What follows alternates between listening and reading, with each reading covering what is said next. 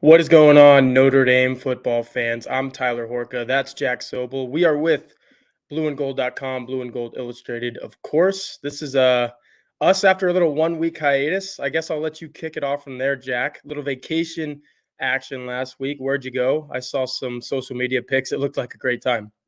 Yeah, it was a great time. Went up to the Canadian Rockies, Banff National Park in Canada, as well as some provincial parks around that. Just a beautiful area. Did a lot of good hiking, a lot of good paddling. It was a terrific trip and a much needed break. Yeah, absolutely. I was working last week, kind of holding down the team side, but I've gotten a little bit of a break lately. As you guys can see, I am not in my usual habitat, I guess we'll call it, but it is pretty cool. If you look over my shoulder here, my right shoulder, I have to go left to go over my right shoulder. That's how video cameras work these days, I guess. But that is a Joe Montana jersey. We'll call this house rules. I'm at my mom's house, and my stepdad is a huge 49ers football fan, so he's got a whole bunch of 49ers garb. You will never see that out of me. I'm in Dallas, Texas. I'm a Dallas Cowboys fan through and through, but like I said, this is house rules, and this is the coolest kind of setup that they had offered for me. So I said, you know what? I will take it. But of course, we're going to be talking Notre Dame football, not 49er football on this show here tonight for about an hour. We've got 5 questions lined up for some blueandgold.com message board subscribers. Jack Sobel, you picked all of these out. So I'm going to probably throw it to you on most of these. But first, we do kind of like to talk about some news for the first 5 to 10 minutes of this show. Jack, you took vacation last week because there's not a whole lot of news going on. And you know what? There was some big news yesterday on the recruiting front. Had to do with some defensive back drama, a little flip, if you will. I'm going to let Mike Singer talk about that tomorrow night with Tim Hyde. But today, I guess, I don't know. This is kind of where I wanted to go with this. Let me share my screen For a here. second, I thought you were bringing Mike on as a surprise guest. No, that'd be awesome. We already have a question here from 5 Adam for Mike Singers. So we should get Mike on one of these Hey Horka shows. I think that would be awesome. But I was going with this right here.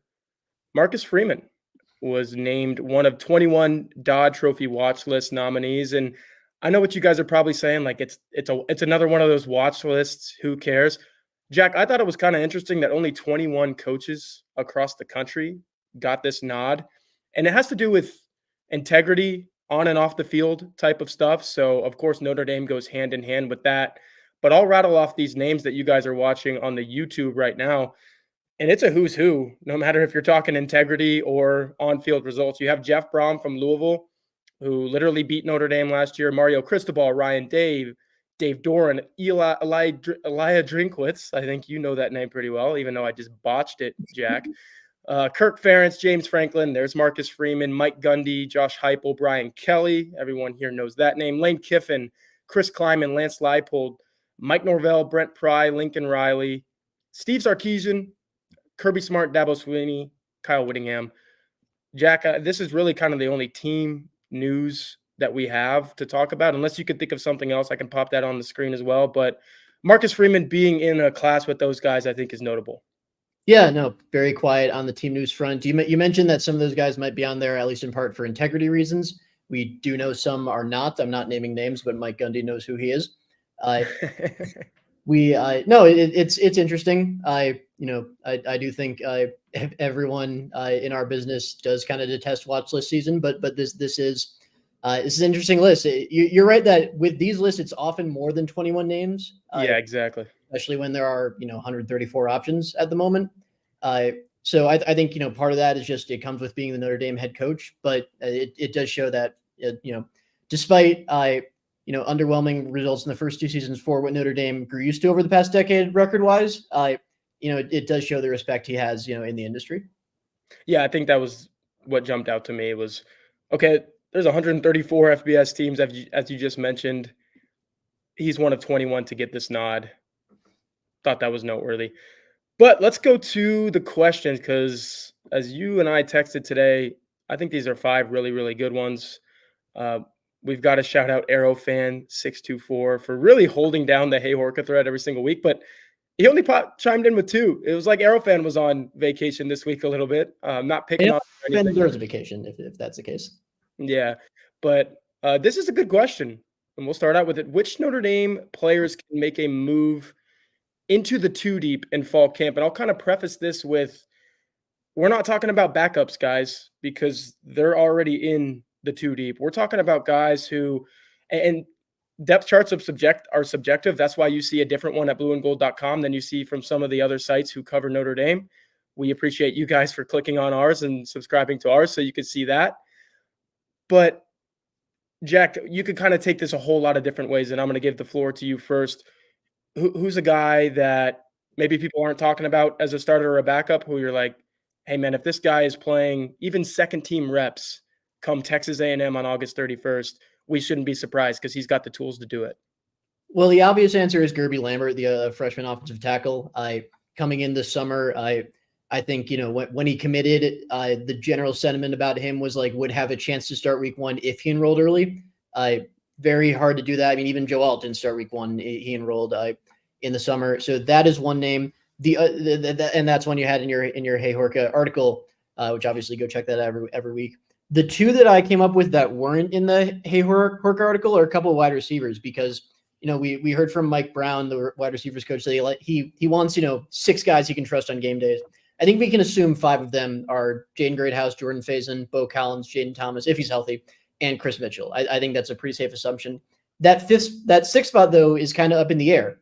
I think based on what we saw in spring and just based on coaches often deferring to veterans, I think Jaden Harrison, again, if healthy, he was out at the end of the spring, but no reason to believe he won't be healthy in fall camp.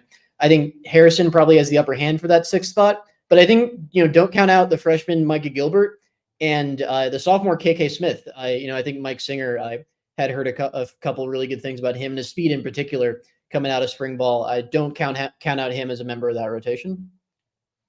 Yeah, absolutely. And I'm going to put a little video here of Micah Gilbert on the screen as we're talking about him because I went back and did some show prep.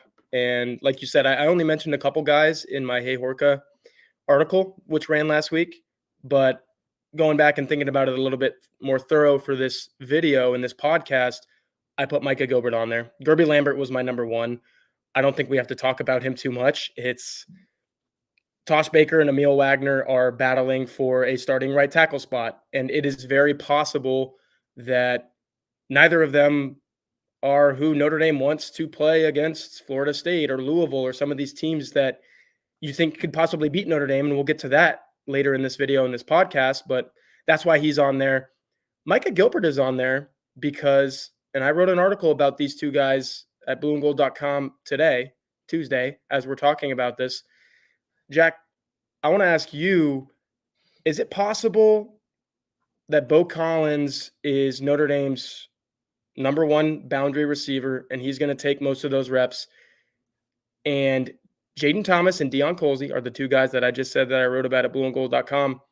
Just have another one of those years where it just doesn't happen for them, whether it be an injury or whatever it may be.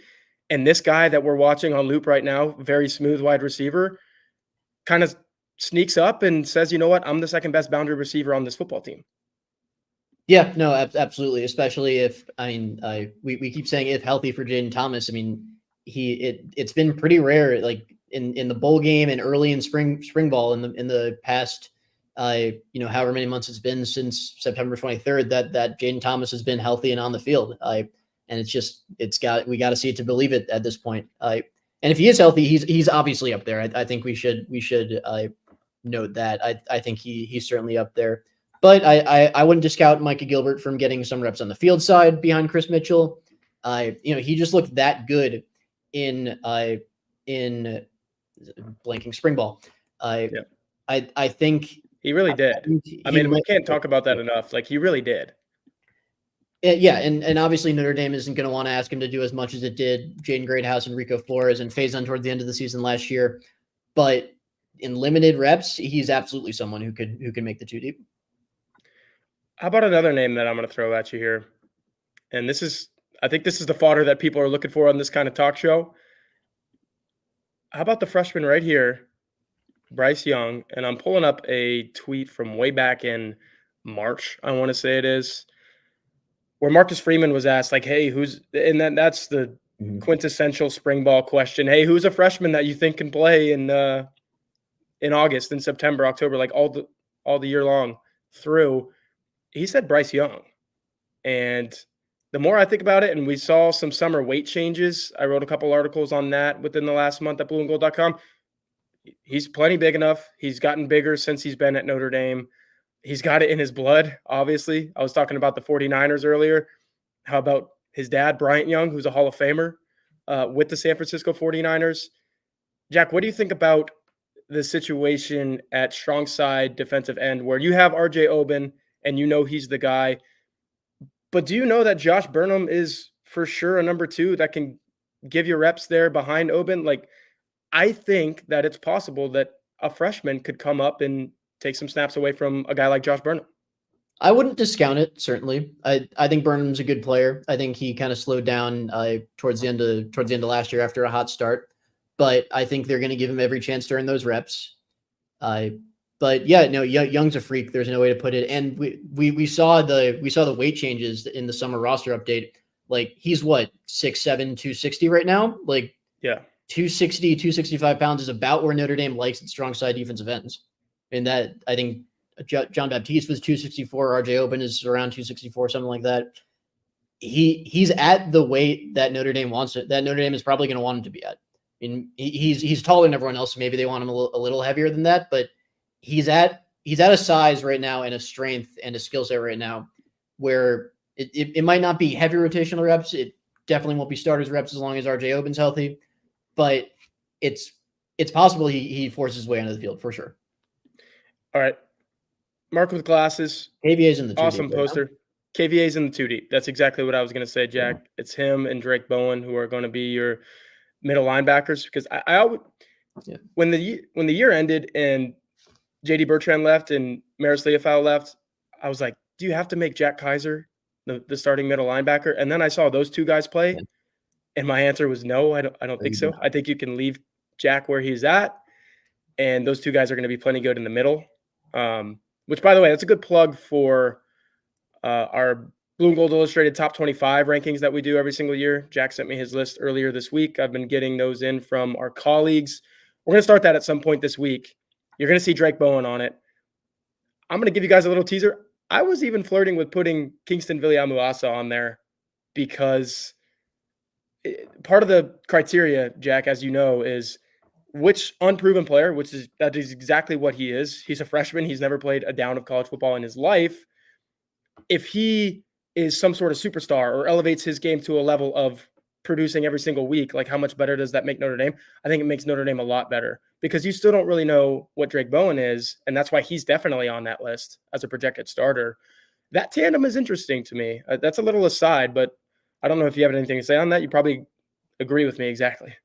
Yeah, no, I certainly flirted with putting KV on that list. I did not end up doing that. I think the larger point here is, like, maybe it's just because I know the team better because I've been on the beat for a year, whereas I wasn't last year. I mean, I did my research, but I was still new to this. But I struggled much more with who I had to leave off the list this year. And maybe that's just a me thing, but it's at least in part, I think, this team being a little deeper with more guys who matter more than it was last year. Yeah, that's a good point. You definitely get down to it. Like, the first 5 to 10, that are on there for sure, and that goes pretty easily. 10 to 5 to, the last 15, 10 through 25, that's a tough thing to do, which I think this guy was also on your almost made it, and I know that you love him, and we're going to end our conversation on Aerofan624's question, which player can make a move into the 2 deep in fall camp? I'm going to go with another defensive end. Boubacar Traore, I think, is in the same exact position with a year under his belt as Bryce Young is, as a true freshman on the other side. I think he could push Junior Tui Halamaka for that number 2 Viper role. And you've said it all along. I totally agree. He's got to become a better run stopper to get onto the field. But in terms of, hey, go get the quarterback, my hot take, he might be the best Notre Dame has at Viper at doing that right now. Yeah, he certainly could be. And if that's the case, I mean, he'll play on 3rd down. It's weird we're discussing 2 deep with Boubacar and the Viper rotation, because it's going to be so situational there. Yeah. Like Boubacar Traore could technically be the third string, but get more reps and reps in more important situations than Tuihalamaka and Botello. So I definitely thought about including him there, but there's a part of me that wants to say he's already there because he's going to play Yeah. in some important situations. That's a very good point, and that's a good way to end this. Joe Bro, we talked about Gribby Lambert at the very beginning. I think we spent about 30 seconds on him because he's pretty much the number one guy on this list, I think, for both of us. So let's move it along to I think I might have gone out of order from what I told you, Jack, but it's fine. We're going to get to all 5 of these. I like this one. What do you make of Riley Leonard NFL draft projections, which, by the way, some people, credible outlets, have him in the first round? Jack, you were kind of our NFL draft guy, and I think you're going to remain that because you know my take on it. It's not my favorite thing in the world. So in a minute, you could tell us kind of where he's projected to go. I've seen some first round evaluations. That's all I can say. And obviously, he's a quarterback, so he can go anywhere from the first to undrafted. Who knows? But then the second part of that question is, can he have a Jayden Daniels-like season? And I'm going to start with that. Jayden Daniels' statistics last year as the Heisman Trophy winner at LSU. I got some notes here, Jack. 236 of 337. That's 72.2%. 3,812 yards, 3,812 yards, 11.7 yards per attempt, 40 touchdowns, 4 interceptions, 208 passer efficiency rating. These are the Notre Dame records in those same statistical categories. We'll leave out the completions and attempts and just go straight to completion percentage. 68.2. That was Ian Book. Daniels has him there. 3,919. Brady Quinn. You barely have Jayden Daniels there, but I will say that is the only season in Notre Dame history in which a passer has thrown for more yards than Jayden Daniels did last year. That's the only one. Brady Quinn. John Huarte, 10.06 yards per attempt. Jayden Daniels has him there. Brady Quinn, 37 touchdowns. Jayden Daniels has him there.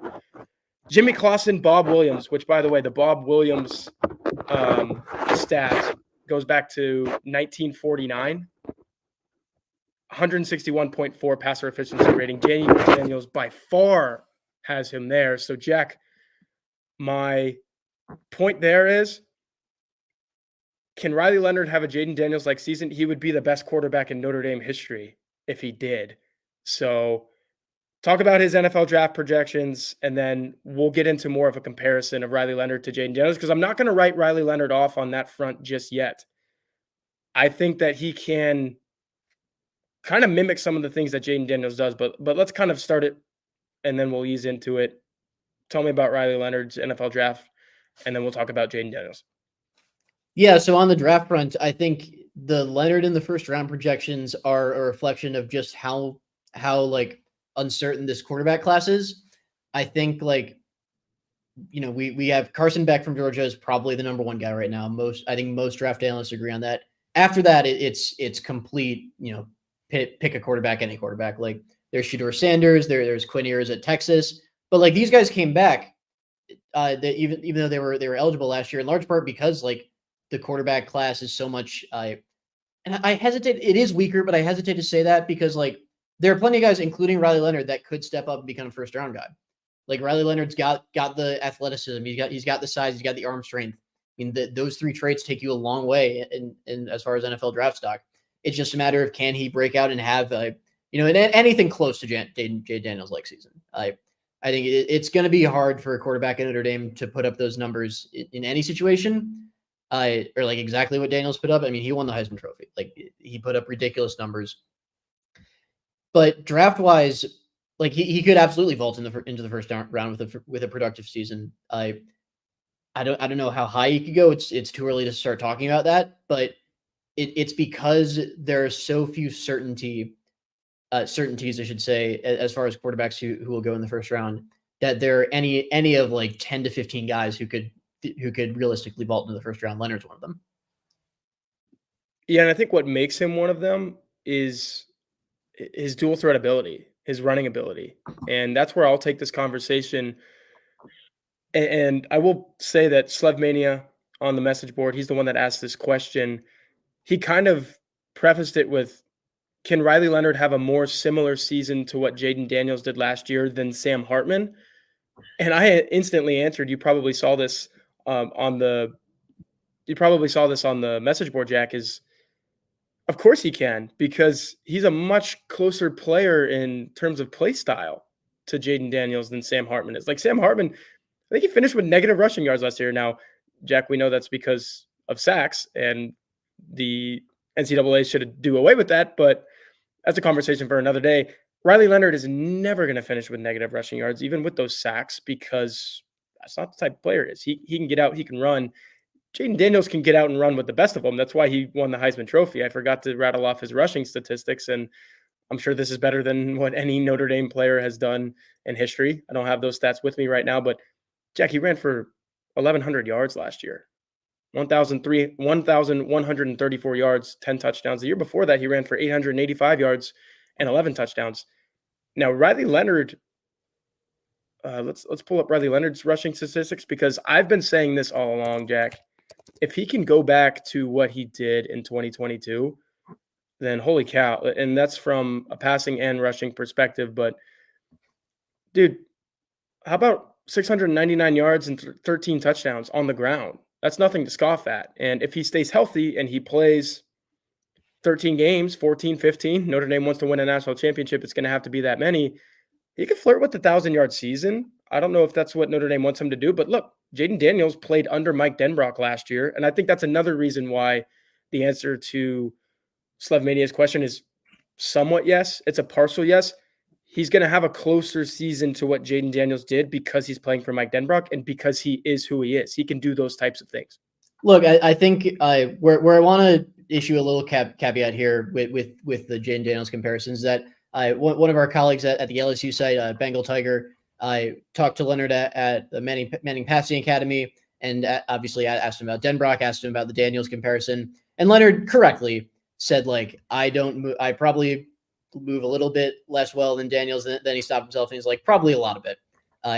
Daniels is a complete freak as far as a dual threat quarterback. Like that is the pinnacle of dual threat quarterbacks in college in recent years. Leonard is not that kind of athlete. He's a really, really good athlete. Daniels is just in another stratosphere from everyone else. I think that we should get that out of the way.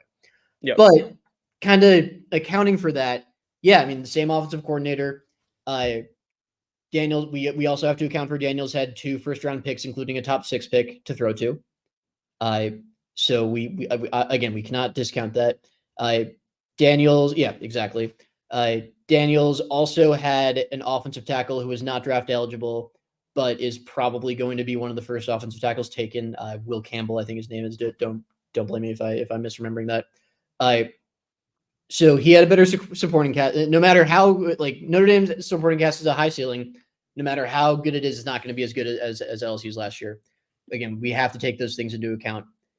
But the way the comparisons are right is the archetypes. It's the dual threat quarterback who wins in different ways than Daniels. Leonard can run away from everyone, but the stat I want to highlight before I give it back to you is the 13 touchdowns, and that's not an accident.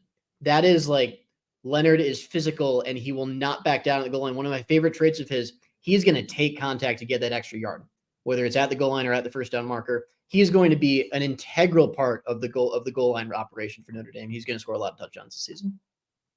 Yeah, I think I go back to our series, Jack, that we did in January and February on Riley Leonard, watching every single one of his games. It was so fascinating to me that every single time Duke got into an in-goal situation, you could pencil in Sharpie in, no free ads, but let's use Sharpie here instead of pencil, a Riley Leonard run, and probably a designed run where they're like, hey, either he's going to get us closer to the goal line or he's going to get us across it. And that's because, like you said, he'll run through a guy. If you set up the play correctly, he'll run past a guy.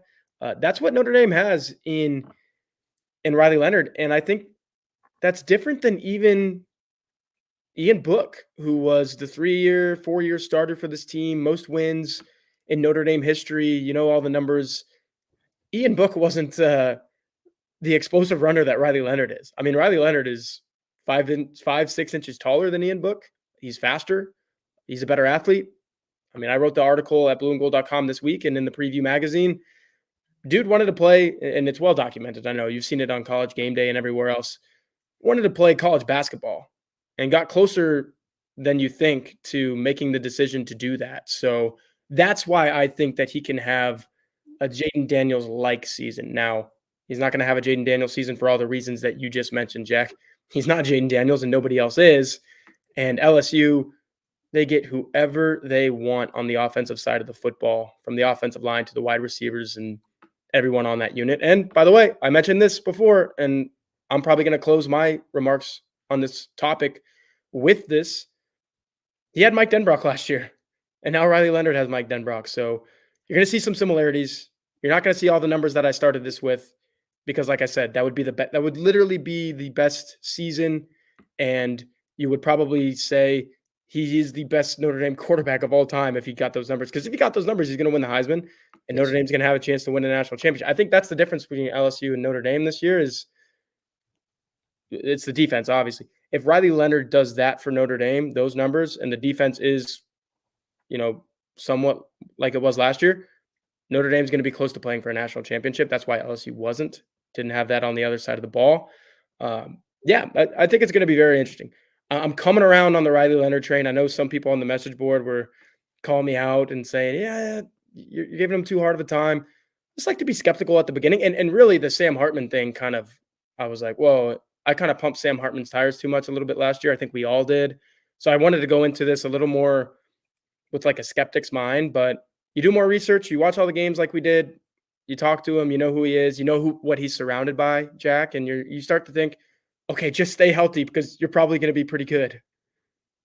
Yeah, absolutely. No, he's a great guy. He's one of my favorite interviews on the team already. He's really, really fun to talk to. I do want to I'll close my remarks with this. Like you mentioned the basketball background, the way that really helps is not just the speed, it's the explosiveness.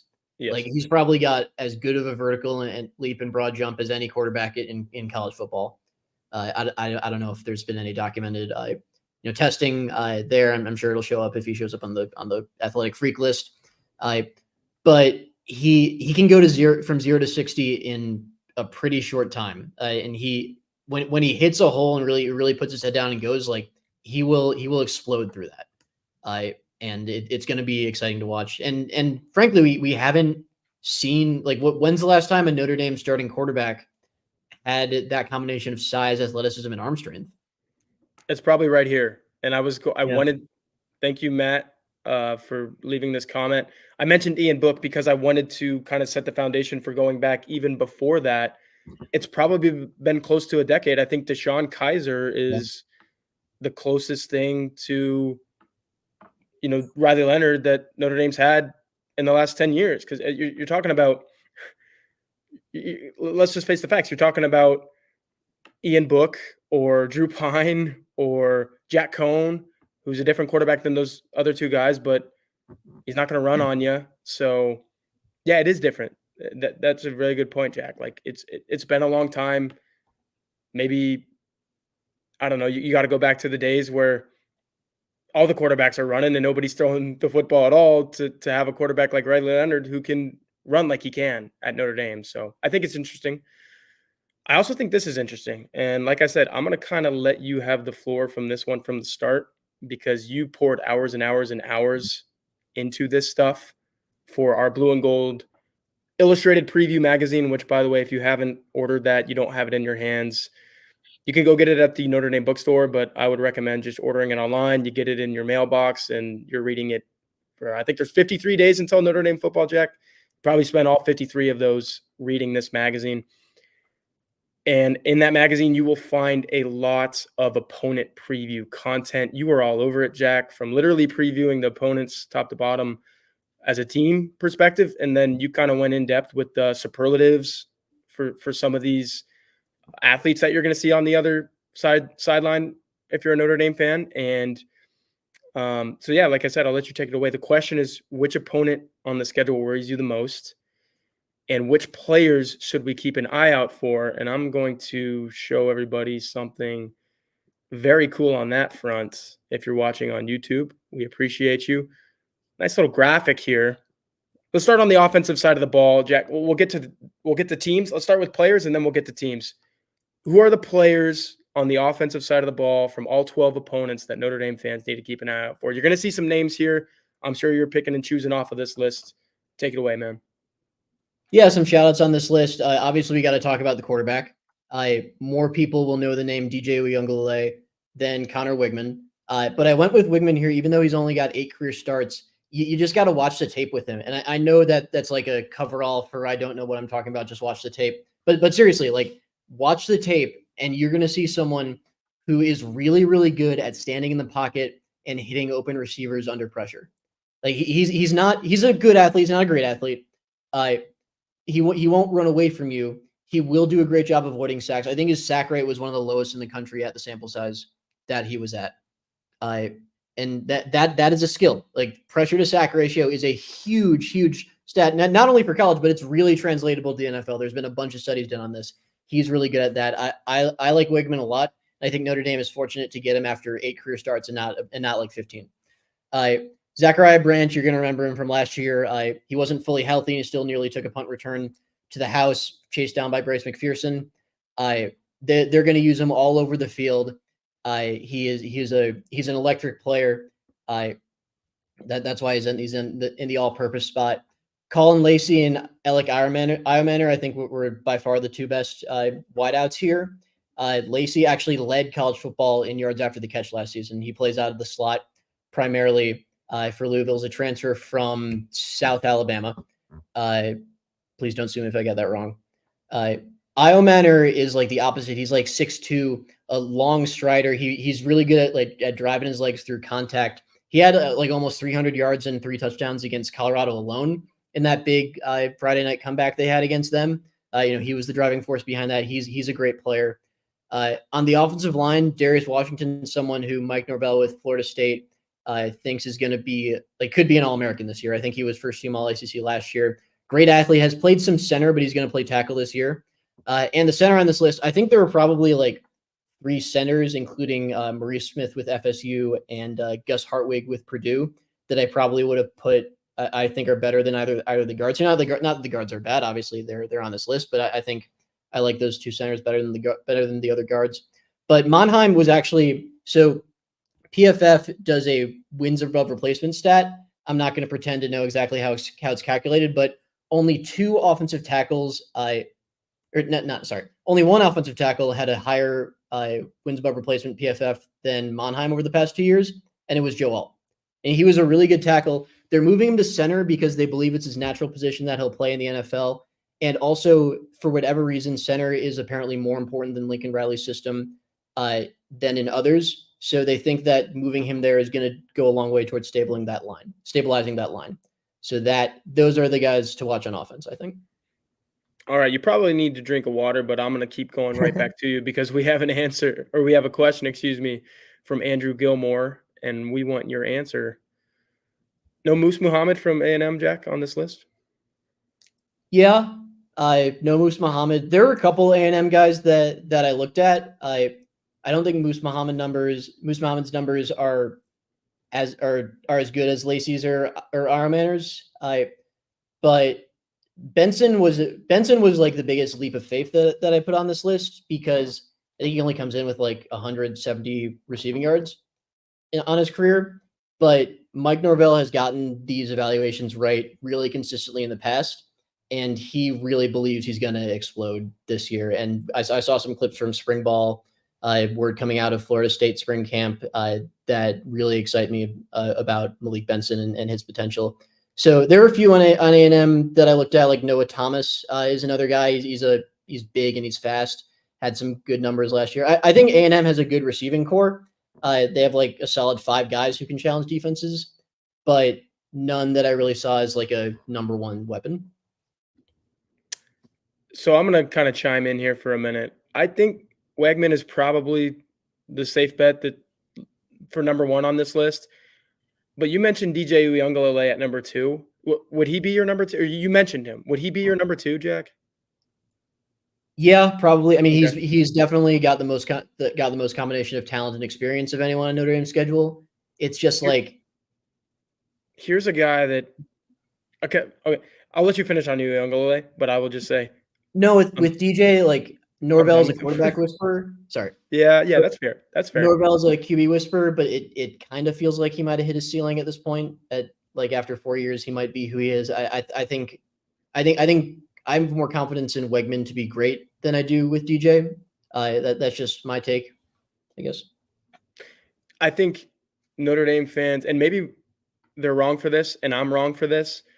Notre Dame fans who saw DJ Uiagalelei come into Notre Dame Stadium 2 years ago and literally get benched for Cape Klubnik for one play, and then Klubnik threw an interception. I think it might have been to Benjamin Morrison right across the middle of the field. Bad throw. Great. It was one of those like great plays, but Yeah. still a bad throw type of play. I'm just kind of done with him and not scared of him. You just saw a teaser if you're watching YouTube. I'm kind of scared of this guy. What are your thoughts on that? I'm going to scroll through his stats. The 16 interceptions is just no good. Like you can't average more than an interception a game. But he threw 27 touchdowns, 2,800 yards. This is Haynes King from Georgia Tech for those listening on podcast. 737 yards and 10 touchdowns. And the reason I bring him up is because if we go back to your list here, that's a pretty scary combination. Like if he is maybe the second best quarterback on Notre Dame's schedule or up there, 2, 3, 4, and you're pairing with Jamal Haynes, who I think ran for over 1,000 yards, you're talking about a quarterback running back combo that can kind of gas you. And I think if you're Notre Dame, you go into that game at Mercedes-Benz Stadium and say, man, this is one of those fast tracks, right, Jack? It's like one of those fast turf fields where you're like, man, you could score a lot of points here. I think you got to be a little bit scared if you're Notre Dame of that offense for those two guys. Here's where you're not scared. That defense is going to give up a whole lot of yards. So we're going to talk about opponents here in a minute after you talk about the defensive guys that Notre Dame should be wary of. But if you're talking like strictly offense, I think Notre Dame has to be a little bit wary of Haynes King, who I know you did your research on, and Jamal Haynes. That's a pretty formidable 1-2 punch, is it not? Yeah, no, and Georgia Tech really does have a good offense. Like I wanted to get a couple of those guys on there, like Fuzil. Fun fact about Joe Fuzil, I apologize if I'm butchering that name, but he started his career as a walk-on. I believe he's the only guy on this team who started his career as a walk-on, potentially not including specialists. But no, he's a good player. He had his best games again. I think he had his best game against Georgia. They have a good line. They have a really solid line. They have really solid weapons, and they have a pretty good dual threat quarterback. And I mean, the defense is certainly a question mark, but sometimes that's all you need to compete in the ACC. Yeah, for sure. Before we move on to the defensive guys, Jason asked, what team is DJ on now? You kind of gave it away with the Mike Norvell quarterback whisperer thing. DJ Uiagalelei is a Florida State Seminole. That's one of those, wait, what? How did he get there moments? You're going to forget that he was ever on Oregon State probably, which is one of those crazy college football trivia questions you should ask your buddy 10 years from now. Where did DJ Uiagalelei play between Clemson and Florida State? The answer is going to be Oregon State, and you probably have some buddies who aren't going to get that answer correct. So let's move on to the defensive side of the ball for this question, Jack. There's some guys on here that I think Notre Dame has to be pretty wary of. What say you? Yeah, the edge rushers are crazy. They have a crazy slate of edge rushers on this list. Ashton Gelati, for my money, is probably the best player Notre Dame faces this year. He was, I want to say, a third-team All-American last season by a couple outlets. His motor is incredible. Like he will not stop hunting until he gets you in the backfield. The closing speed that you see from him towards quarterbacks is awesome. He has so many ways to beat you. He can beat you with the bull rush. He can beat you with the swim move. He can do whatever he wants to an offensive lineman. Terrific player. Nick Scorton, from A&M, Patrick Payton from FSU. Payton is probably the most raw guy on that list. It's a thin, wiry edge rusher, but he really came on strong last season. He's going to really lead that defense. Scorton led the Big Ten in sacks. Poor Purdue lost both him and Deion Burks to Oklahoma. They're two of their three best players last year. The third guy, though, is Dylan Thieneman, and I'm a huge fan of him. this free safety. He's going to play that center field role most of the time, but he can come down to the slot or the box. He can blitz. He's a guy who, like, those guys on defense where you got to know where they are on the field at all times. Like, he's one of them. He can. He's like, I think he's a Watts level ball hawk. I think he's that good at intercepting passes, and he hits with ferocity and technique that I think is rivaled by very few in college football right now. Like, he will hunt the ball. He'll jar the ball loose if you're not careful. He's an awesome player. Kamari Ramsey, with that, like, defensive back nickel guy, he'll play safety at Florida State, at USC, but he played a decent amount in the slot last year at UCLA. He's one of those guys that the new USC defensive coordinator Danton Lynn brought over from the Bruins. He graded really well by PFF. He had good numbers. He's an indication of, like, I know we have done the song and dance with USC before every year, and not just USC, like every Lincoln Riley defense ever. And he certainly does not have the benefit of the doubt after Alex Grinch, but just taking that bias away, that, like, Lincoln Riley past bias, and just looking at the job Danton Lynn did at UCLA, the guys he brought over, Mascarenas Arnold in the middle is one of them. This could be a sneaky good back seven for the Trojans this year. And I like Ramsey a lot. And those are probably the guys that I really wanted to highlight from this list. So we're going to turn it over to the other part of the question now, and you can kind of get a good gauge of the answer to it just based on the logos that you're seeing here. The teams that you've got to be worried about if you're Notre Dame, which is the second part of this question, it's Texas A&M. I see that logo all over the place. Louisville. Let's talk about Louisville for a minute. You got 3 players here, Jack, from the offensive side of the ball on your all-opponent team. 2 more on the defensive side of the ball. That's pretty good representation in, a starting 22 to have 5 guys from Louisville. And this is a Louisville team, of course, that beat Notre Dame. And I think I wrote about it today when I ranked the opponents on Notre Dame's schedule. This isn't just a Cardinals team that beat Notre Dame last year.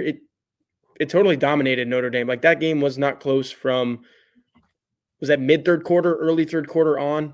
It was something like that, where I think we both looked at each other in the press box down there in Louisville, Jack, and we said, like, this game's over already. And it was. And, of course, it was a 13-point margin by the end of it, I believe.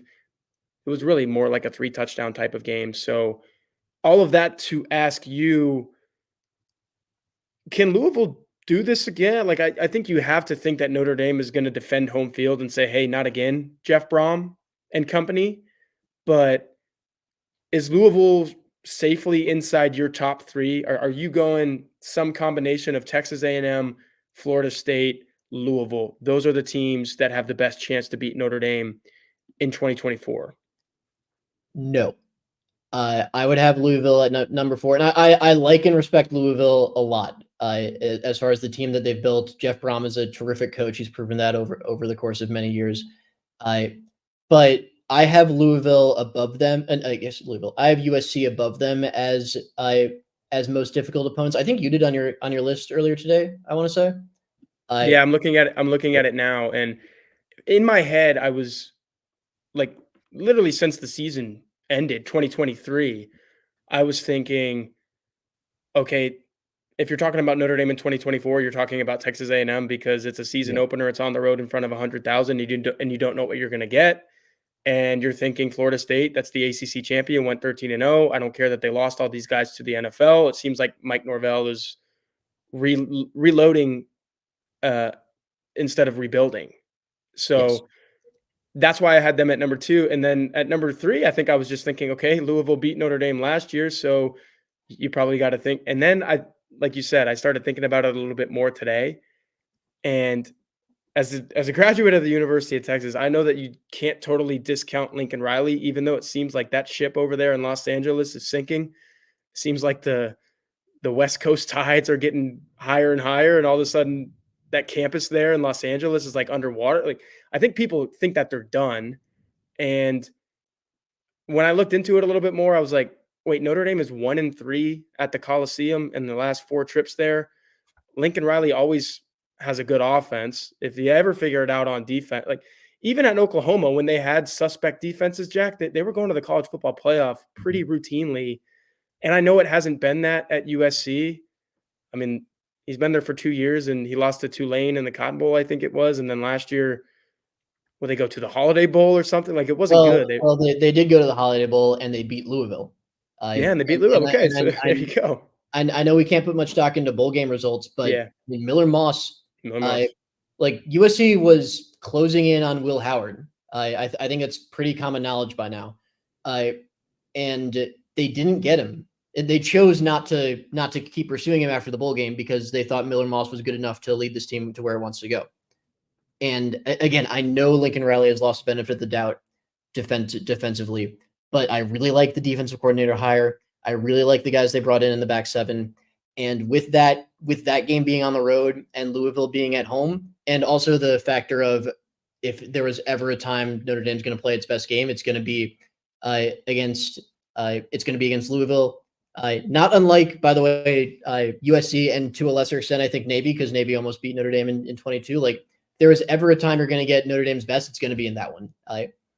And for that reason, I would be a little more worried about this USC team, which you would think USC's, like, with their schedule gonna enter that game anywhere between like 7-4 and 9-2. That seems like a good range. I mean, they have a tough schedule like anyone in the Big Ten, but I mean, they're not going to be the easy out that you think they are based on the end of last season. Yeah, that's exactly what I went through in my mind today when I was writing that article. I knew what my top two were. Okay, who's three? Like I said, I was thinking Louisville, and then there's just something about that game being at USC. The home team has done pretty well in that series lately, and that's not all that goes into it. I think the bigger piece for me is exactly what you just said, Jack. Dude, this guy Lincoln Riley, why are you writing him off if you are? He knows football, particularly on the offensive side of the ball, and if you like his defensive coordinator hire and you think they're going to be better on that back end, because there's a point in time you could just throw the ball up. And I mean, Deion Colsey had a couple third down catches. I know Notre Dame lost that game 2 years ago, but like USC's defense the last couple of years, you just throw the ball up, you're probably going to complete it, gain a lot of yards.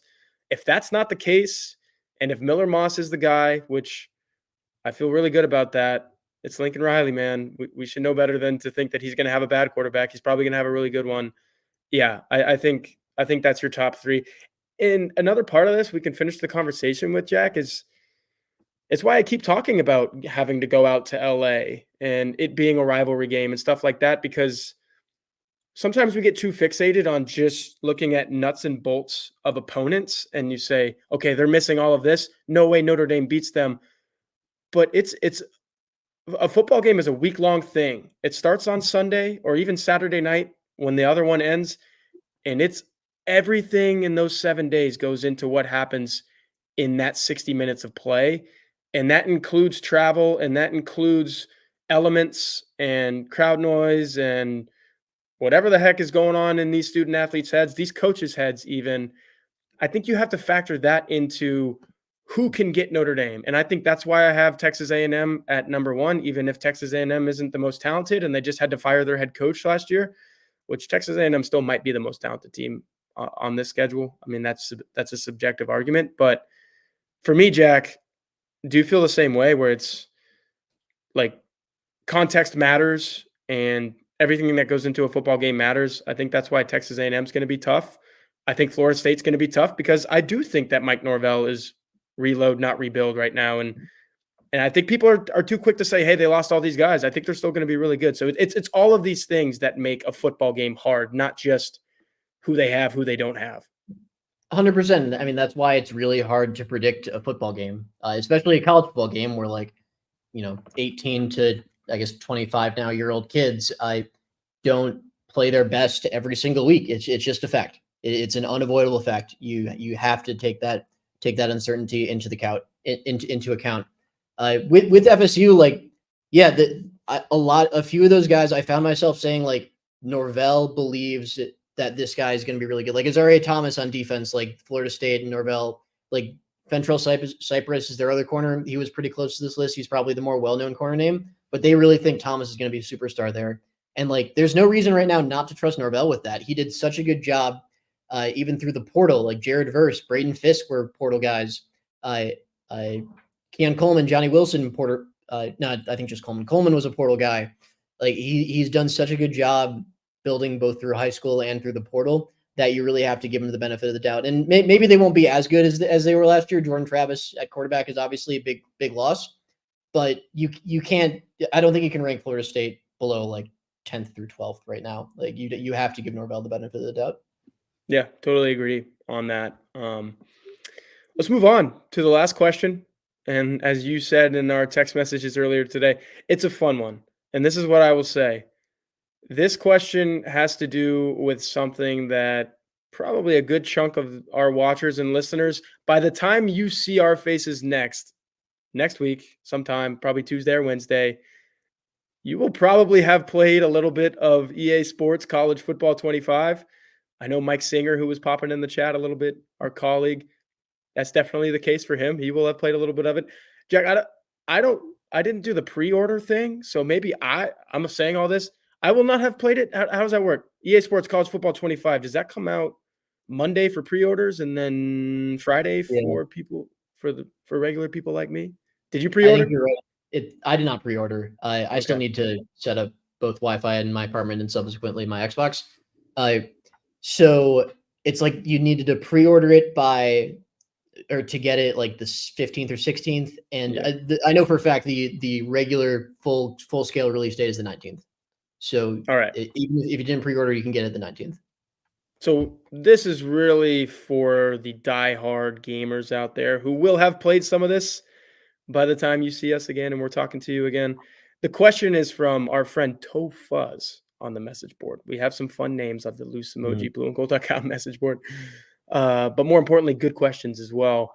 Which team / players are you most looking forward to playing with in EA Sports College Football 25? Jack, I'm going to give you one from college football at large, and then I'm going to give you one from Notre Dame. College football at large, Jalen Milroe. The dude can throw it a mile, and he can run by people. I think he's a special athlete. You're probably going to hear his name called in the first round of the NFL draft next season. So you're going to be playing with him on Madden sooner or later. That's part of this. Get him while you can. Play with him in an Alabama uniform while you can. There's something about Bryant-Denny Stadium, too. I think it's a cool place. I've been there. I know you're an SEC guy, Jack. Have you ever been to Bryant-Denny? I have not been to Bryant-Denny. I've been to Ben Hill Griffin, Florida. I've been to Jordan-Hare, Auburn. And I've been to Samford, Georgia. Yeah. So Bryant-Denny is probably the only, like, not counting like Texas and Oklahoma, like the only really iconic SEC stadium I haven't been to. You go to Tiger Stadium too, Baton Rouge? Oh no, that I would have gone to. I had credentials for that one and a plane ticket and a hotel, but that game got moved to Columbia because of a hurricane. So I was going to say COVID. I was going to say blame everything on COVID. COVID ruined. It was hurricane, wasn't COVID. Okay. COVID ruined, ironically, one of my Tiger Stadium experiences. I've been to Tiger Stadium twice. Yeah. One was Joe Burrow before he was Joe Burrow as we know him, and it was raining, and LSU beat Mississippi State 19-3. Game was awful. And then the other was literally the first game back from COVID where Mike Leach, God rest his soul, and Mississippi State beat the LSU Tigers in front of cardboard cutouts. And Mike Leach had something funny to say about that, obviously, after the game. Anyway, this is part of the conversation because maybe we can let's, before we get to your answers on this, and I still have my Notre Dame guy to say, what stadiums are you looking forward to playing in this game? Like Bryant-Denny's on there. Tiger Stadium definitely on there. I know Notre Dame Stadium is on there for a lot of people listening to this. And maybe if you're not listening to this, Notre Dame Stadium is on that list because I'm sure there's going to be some cool shots of touchdown Jesus. Your top stadiums, man. Where do you want to play in this game? Well, you got to pick some really weird ones, right? Like your old stomping grounds, Mississippi State with the cowbells. That would be on the list. And obviously, like if you're doing like I forget what the mode is called. What is it, like dynasty mode? Whatever it's called. if you're doing that and you're doing like a Power 5 program, you're doing it wrong. Obviously, everyone who knows anything knows that. So I forget what it's called, but Idaho Stadium I know is a good one. App State Stadium. App State's. App State Stadium is one of the most beautiful places in college football. BYU's in a power conference now, but that BYU is in stadium a power conference now. Yeah. is beautiful. That stadium in Provo is beautiful. Mhm.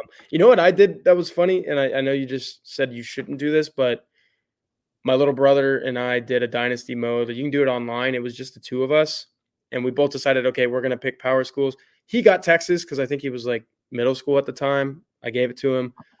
I chose UCLA because the home stadium is the Rose Bowl, and I think that place is awesome to play at. And like you'll never see it in real life where there's 90,000 people at the Rose Bowl, but you will see it in the video game every single time, and it's loud and it's awesome. So that being my home stadium was awesome. I beat him in the national championship game. Just throwing that out there. But yeah, let's get back to the question. Jalen Milroe is my college football at large guy that I would like to play with right now. And Notre Dame player, Jeremiah Love. Like, I think he's going to be very good in this game. Wait, which brings me to a question. Did we forget to do a question, Jack? Yeah, but we can save it for next week or something because we're almost out of time. Yeah. Oh well. Well, we have a really good question. Jeremiah Love was the answer to that question. So, if you're watching the YouTube right now, for debate. What'd you say? And I would have disagreed with Jeremiah. Jeremiah Love is the answer to the question you're thinking of. So we can save that for the next episode because that'll make good debate. I think people are waiting for us to debate. They need this to be more like Mike Singer and Tim Hyde. So that's going to be awesome. But I do apologize. I don't know how I forgot to put this on there.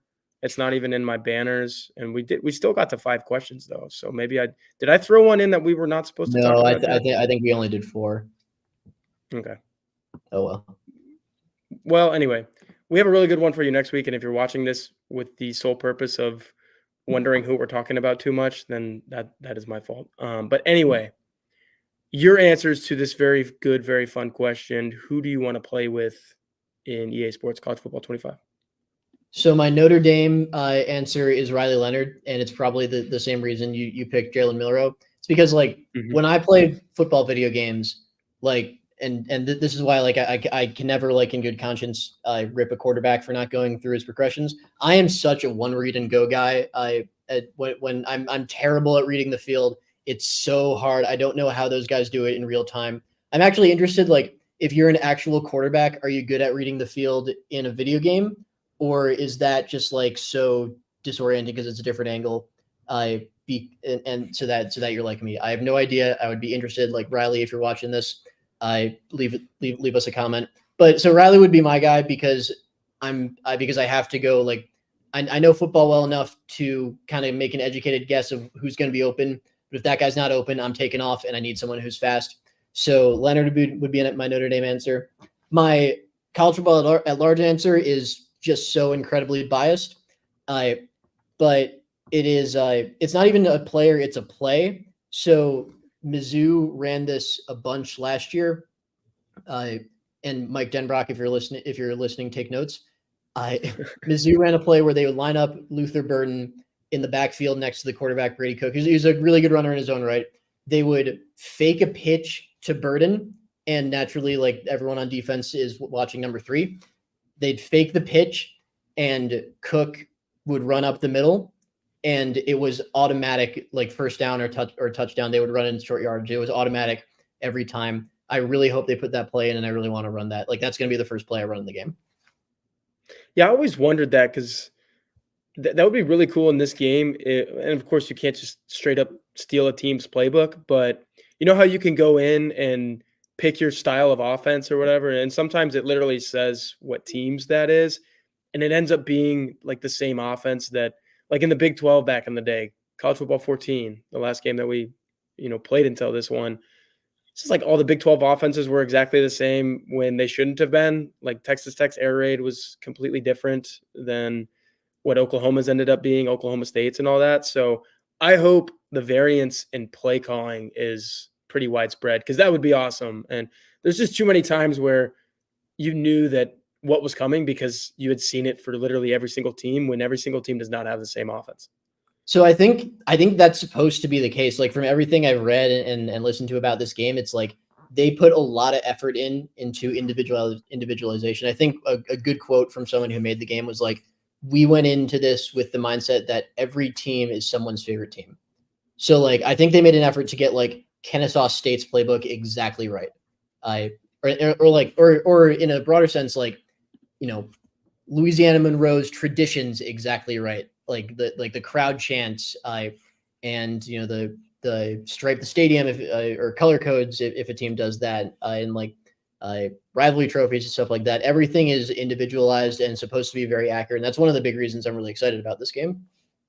Yeah, and I mean, it's crazy, like I said, that it's been over a decade since we got to do something like this and play something like this because I'm not a huge video game person. I got a little bit into it during COVID because, there was a time where there wasn't really anything else to do in the world, except play video games. But that's when I realized, like, holy cow, these video games in 2020 and 2021 were a lot different than what I was playing 10, 15 years ago, before I even got to college. And it's been a long time since I got really truly invested into a video game. So I am very interested to see, like, when I flip that thing on and I go to Notre Dame Stadium, Jack, we spend every single Saturday there, half the Saturdays in the fall, half the football season in the fall at that place. We're so immersed in it that we know, the music. I know, Jack, we'll literally be out and you'll say, hey, this is we're about to kick off, or hey, Yeah. it's third down. Like literally we can do that.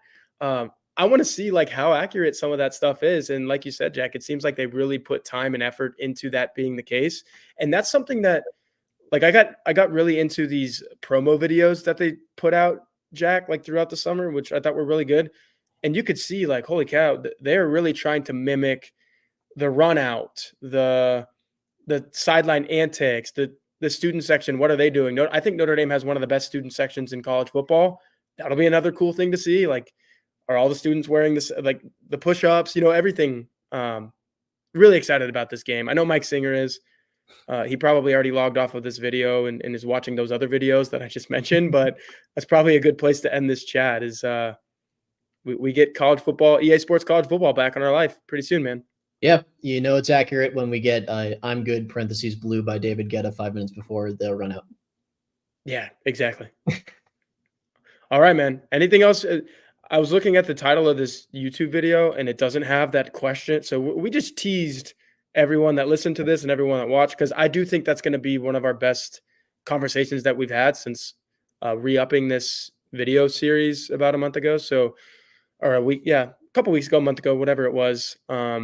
Make sure you tune into that one next week. We should be good to go every single week, I think, all the way into fall camp. And then definitely during the season, there will never be a week where you don't see us talking Notre Dame football. So remember to like this video, subscribe to this channel. I mentioned Mike Singer and Tim Hyde a couple times. They'll be doing their thing Wednesday night. They're going to, be doing their thing every single week, just like us as well. So, and I mentioned earlier as well, Jack, 53 days. When some of you are watching or listening to this, it'll be 52 days. I can't believe how fast this summer is going along, but it's bittersweet, right? It's a blessing and a curse.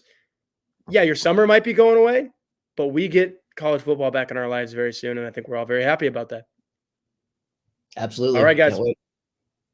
All right, thanks for watching. Thanks for listening. Again, subscribe to this channel, like this video, and we will see you guys around the same time next week.